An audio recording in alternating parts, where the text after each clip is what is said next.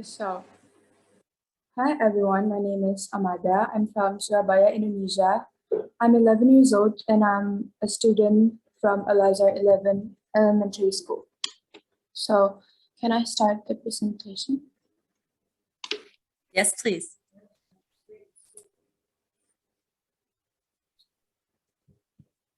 Can you see my screen?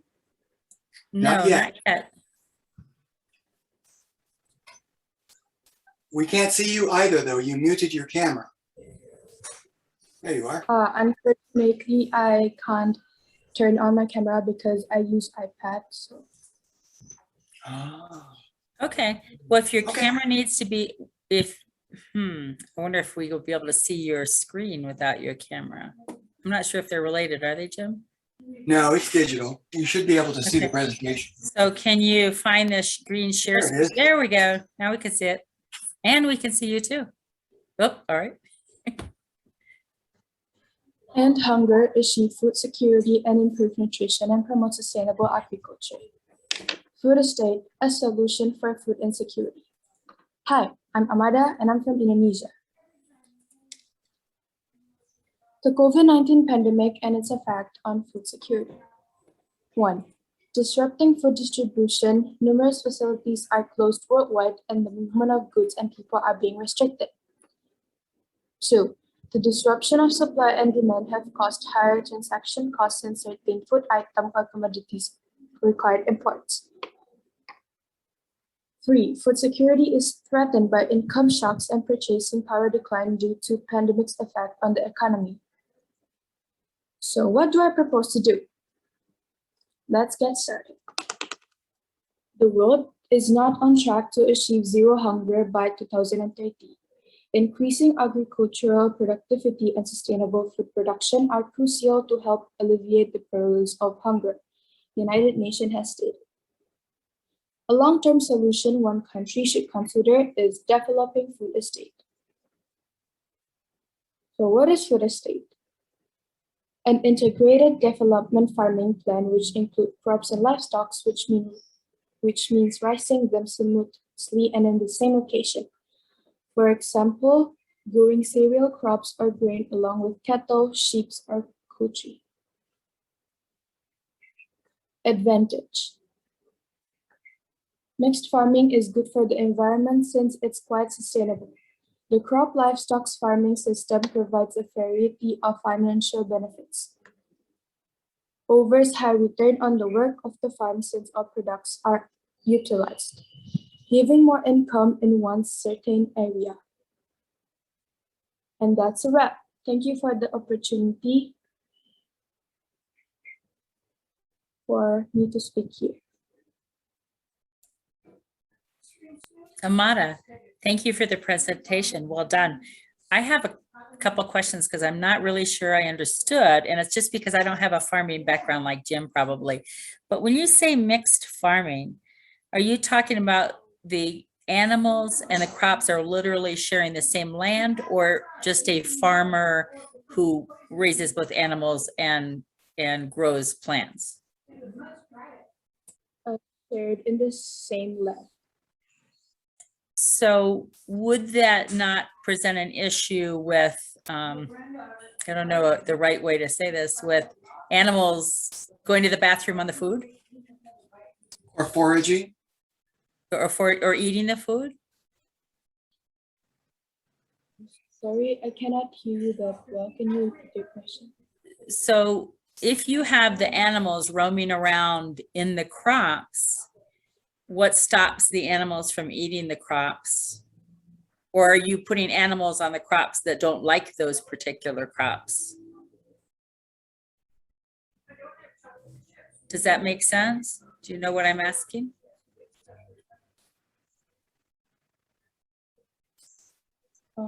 Sorry, I could not really understand. Okay, I'll explain this. So, Amada, you have a field of grain, yes? And you have cows and pigs that like to eat grain. How are you going to stop the livestock from eating the crops you want to harvest one. And two, how are you going to keep the grain sterile and without manure, fresh manure on it? In general, agriculture doesn't mix the two. They keep them close together, but separate. Does that make sense? Yeah, so we need to decide which crops suitable for the animal. In the case of low grain crops, the animal should be in cage. Okay. Okay, So And obtain the manure to cultivate the crops.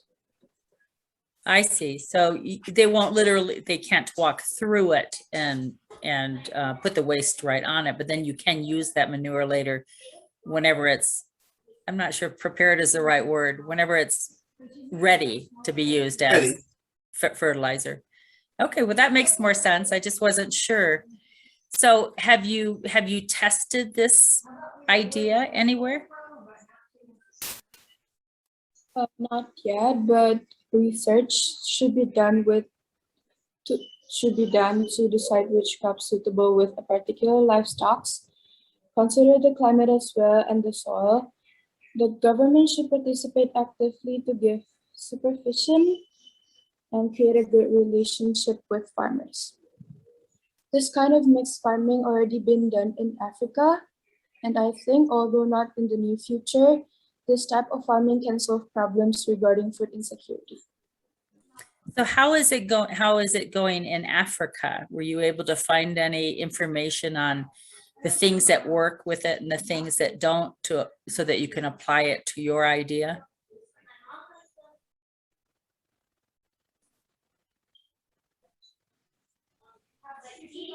So I wonder if it's working well in Africa.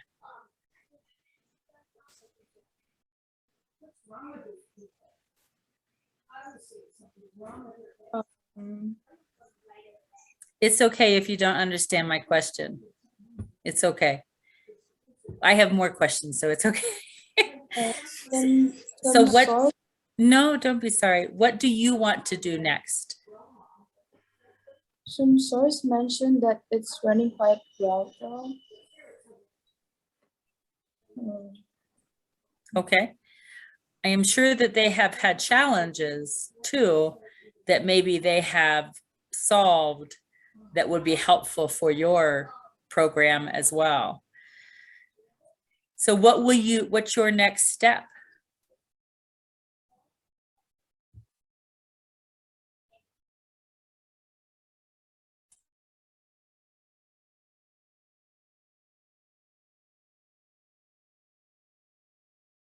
Sorry, I couldn't hear you that well.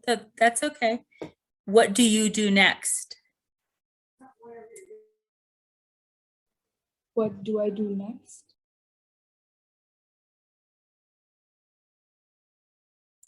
Yes, with your plan, what is next?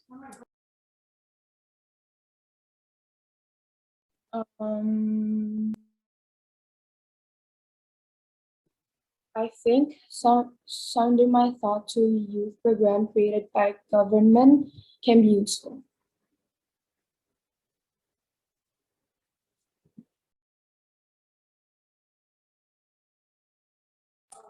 I'm sorry, could you repeat that, please?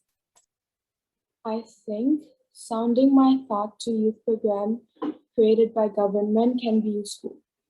These are this kind of program in Indonesia. Okay. So how do you do that? Do you know how to go to the government with it?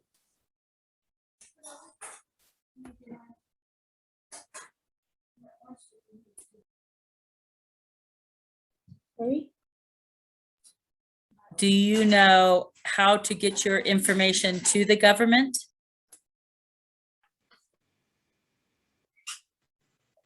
Hello. Hi, welcome back, Jim. We lost you for a second. My 5G went down. Oh, no. Well, I saw that you had your hand raised before you left. Did you did. have a question for Amada? I have two. So Amada, tell me about what it's like where you live. Describe the countryside around where you live. It's in Indonesia, yes? Tell me about it.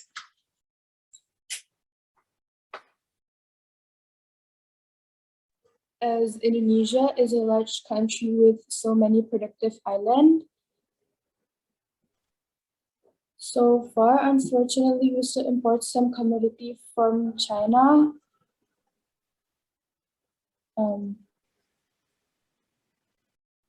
Are the islands large or small? Large. So is there land in Indonesia to do this kind of mixed agriculture? Or is land precious?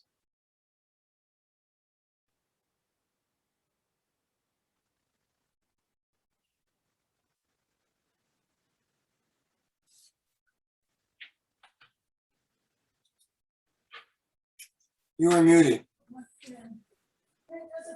Amada, we can't hear you. I live in a city where we have to buy groceries instead of growing it. I live in the second largest city in Indonesia. Yeah. My concern is that agriculture and land are two different things. Growing food and owning land are both very expensive. And when Julie asked you about the research in Africa, it was because most people, unlike ourselves, do not understand that food requires lots of land. And they don't make the connection because, again, they go to grocery stores and they don't understand how food works. They don't understand all the hours that go into it. And that doesn't mean they're wrong. It just means they don't live in an environment that is agriculturally friendly. Most people, 65% of us, live in cities. So my challenge to you is to think about this project a little more and discuss what are the, am I speaking okay? Can you understand me? What are the economic incentives for farm estates? There has to be a model where everybody gets something. Oh, we just lost her. Everybody gets something.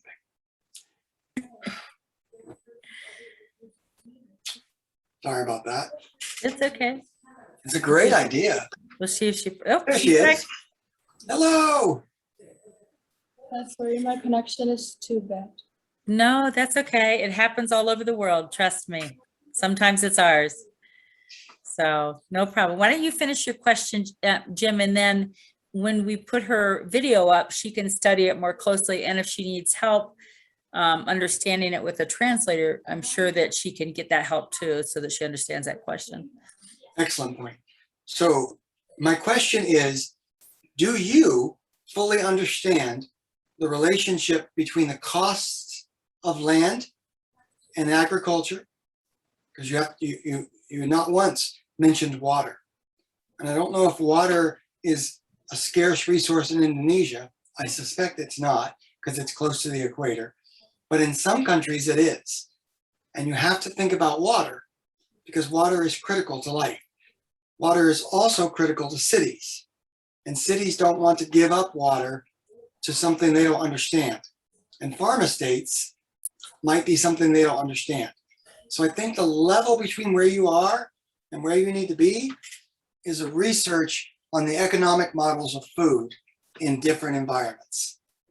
Because I love the idea, but in some countries it could not work. They're under war, they're in a famine, they have no water. You need to know these things. But in some countries, I think it can.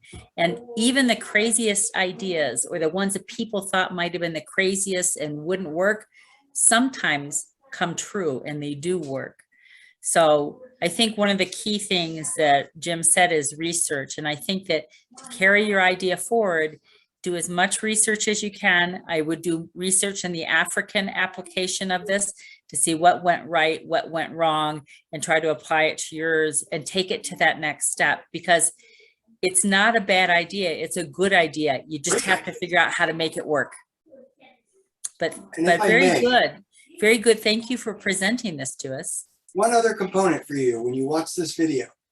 Research where Indonesia was 100 years ago, because you will learn a lot about where you live and how you live if you look to the past to see what people were doing to make the culture you live in now. That's an important thing. Food estates. Yay, I love it. Amada, Any other thank you very much for presenting to us tonight. And please keep in touch and let us know how it progresses and what new things you learn. Okay? Thank you for the opportunity. Thank you. Good luck, Amada.